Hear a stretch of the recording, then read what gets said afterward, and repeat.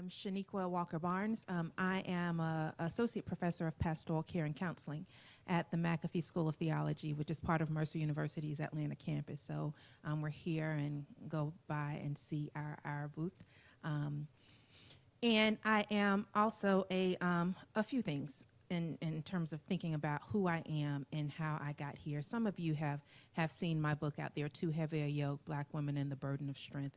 That really is the story of my entry into ministry. My background is in psychology. I felt my call at an early age, probably my freshman year of college, but I had grown up in a Black Baptist church that did not believe in women in ministry, and I did not even see it as a possibility for my life.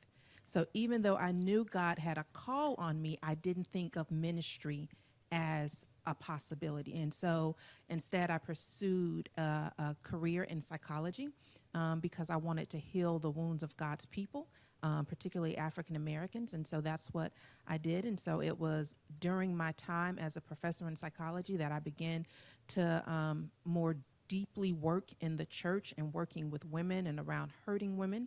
And it came out of my own story, just realizing that I was a strong Black woman and being one was not working for me. And God showed me kind of a path to healing. And then, you know, really one day in the midst of my meditation and reflection and talking to God and saying, wow, it is amazing how much my life has turned around in such a short period of time. You know, I wonder if this could work with other women. And God clearly said yes. And as I tell people, being a clinical psychologist, I started testing myself because I heard the voice of God. And so I started saying, was that inside my head or outside my head? You know, I had to see if it was a hallucination. And ended up leaving. I was a tenure track professor at UNC Chapel Hill, my dream job, had my dream job at the age of about 27, and left there to go back to school and go to Duke for seminary, and had some of those same experiences. And I say about that, you know, and I think anybody, no matter where you go as a woman of color in seminary, this is going to be part of your experience. It was the best of times and it was the worst of times.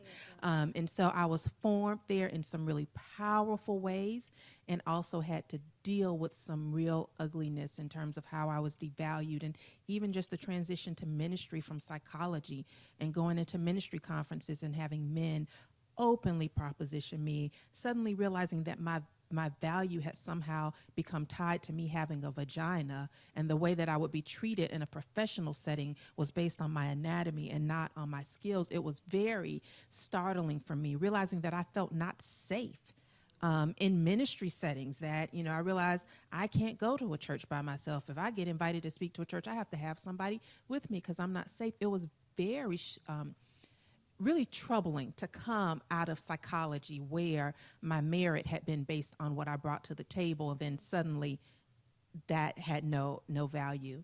When I started seminary, I started as a Baptist, but went through a whole bunch of things and decided to look around and became United Methodist, still am United Methodist.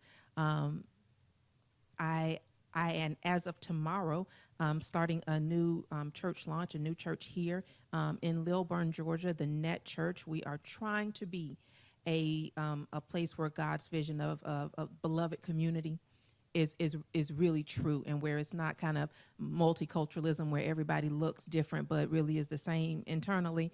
And so we're trying to do a new thing here.